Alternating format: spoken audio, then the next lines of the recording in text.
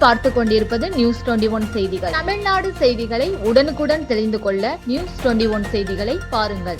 கொடைக்கானல் தாண்டிக்குடி மலை கிராமத்தில் கால்நடை மருத்துவர் இல்லாத நிலையில் இப்பகுதியில் உள்ள குதிரையை காட்டெருமை தாக்கியதில் பலத்த காயங்களுடன் இருந்த குதிரைக்கு சிகிச்சை அளித்த கம்பவுண்டர் சிகிச்சை பலனளிக்காமல் குதிரை இறந்த நிலையில் கால்நடை மருத்துவரை துரிதமாக பணியில் அமர்த்த பொதுமக்கள் வேண்டுகோள்.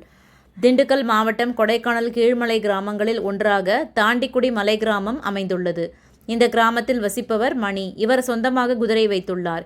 குறிப்பாக இந்த பகுதிகளில் உள்ள கரடுமுரடான பாதையில் விவசாய விளைபொருட்களை பொதி சுமக்கும் குதிரை மூலம் சுமந்து கொண்டு சென்று வருவாய் ஈட்டி தனது வாழ்க்கையை நகர்த்தி வருகிறார். இந்நிலையில் இவர் வீட்டில் கட்டி வைத்திருந்த பொதி சுமக்கும் குதிரை கயிற்றை அவிழ்த்து சென்றுள்ளது.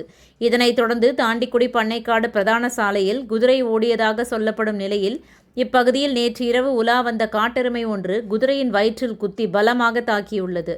இதில் பலத்த காயங்கள் ஏற்பட்ட குதிரைக்கு குடல்கள் சரிந்துள்ளது. இதனைத் தொடர்ந்து தாண்டிக்குடி கிராமத்தில் உள்ள கால்நடை மருத்துவமனையில் சில வருடங்களாக மருத்துவர் இல்லாத நிலையில் பலத்த காயங்கள் அடைந்த குதிரைக்கு கம்பவுண்டர் சிகிச்சை அளித்துள்ளார்.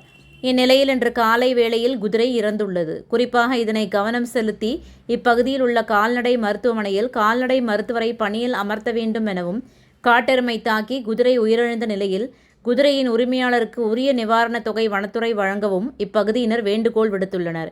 நியூஸ் 21 செய்திகளுக்காக கூல் சுரேஷ். என் பேர் மணிகண்டன். நான் தாண்டிக்குடியில் கிராமத்தில் வச்சு வருகின்றேன். என்னை பொழப்பு தலப்பானது குதிரையை வச்சு காட்டுக்குள்ளே இருக்கும் 4 கிலோமீட்டர் 3 கிலோமீட்டரில் உணவு ஆதாரங்களை கொண்டு வந்து ரோட்டில் கொடுக்குறதுக்காண்டி நான் தொழில், அதுதான் எனக்கு தொழிலே. வேறு தொழிலெலாம் இல்லை கையில்.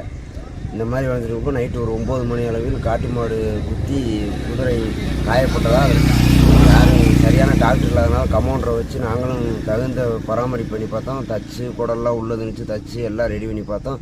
நான் காலையில் 6 மணிக்கு குதிரை இறந்து விட்டுச்சு. இதனால் ஃபாரஸ்ட் நிர்வாகத்திட்ட சொல்லி எனக்கு போதிய நிவாரண நிதி வாங்கி தருமாறு தாழ்மையுடன் கேட்டுக்கொள்கிறேன்.